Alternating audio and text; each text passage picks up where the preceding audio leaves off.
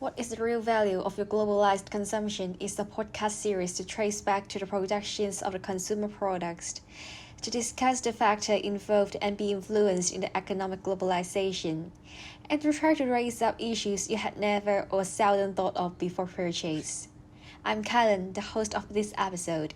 In this episode, we are going to focus on labor rights. Before going straight into the discussion of labor rights, what is your prior concern to purchase an item? Let's imagine you are in a fast fashion store such as H&M or Zara, browsing and walking across the clothes racks, and eventually a pair of trousers has caught your eyes.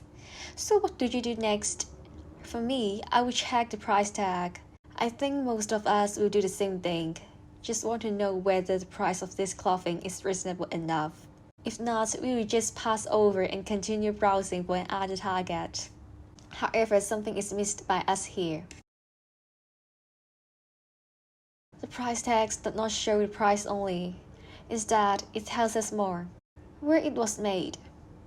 But we have seldom paid enough attention to this kind of information, which is telling you the value of a globalized product. And beyond the simple idea that it is sold in an international chain store. If it was made in a developing or less developed country, it was probably made by a pair of hands like a Southeast Asia, a South American, or a Mexican. If it was made in a developed country like the United States, it probably was also made by one of the hands mentioned above. The reason of such pattern of global division of labor is partly based on the colonial legacy and the concentration of capital in the European industrialization in the past, which is related to the economists have argued about race to the bottom, a concept that positioning a certain race in a docile and exploitative role is a powerful propellant to the economic globalization. For this debate, we can never generate an absolute answer. But here it shows two of the characteristics in globalization: commodities and labor flow across the borders, and the expansion of supply chain over the globe. As we all know, not only in fast fashion industry, but in many manufacturing industries, myriads of non-stop churning out products are made by cheap hands, which refers to the worker paid by unreasonably low wages, and which are also known as the sweatshop labor. Of course, it is a sort of exploitation to the workers by paying them much less than their work valued. But how does this unfair payment further relate to the globalization in depth? In fact, it is all about the cost control in the supply chain management. So what does the supply chain mean? A typical supply chain involves the entire process of production and distribution of a product from the suppliers to the consumers.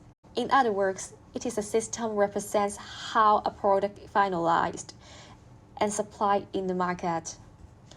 Raw material suppliers, value-added industry owners, and workers, retailers, and the final product consumer are all recognized in the supply chain. And when we are talking about the relationship between the strategy of cost control and the supply chain management, the most flexible and effective factor will always be the workers.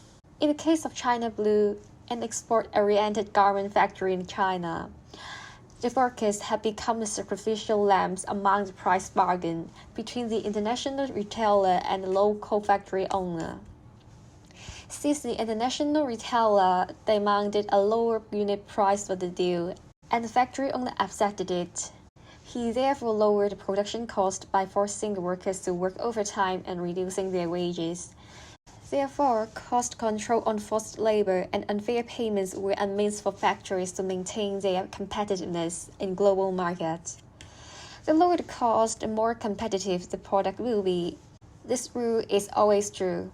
If not, why do we pay so much attention to the price tag? Poor working condition is also one of the characteristics in cost control. Poor ventilation, long-lasting exposure in toxic substances, and absence of gears and facilities for filtering fiber dust are the common landscapes in garment industries. In low-skill industry, the quality of the working conditions is always overlooked, unless the productivity of the workers is severely affected. And many of the factories have further dodged the responsibilities of these influences on their workers.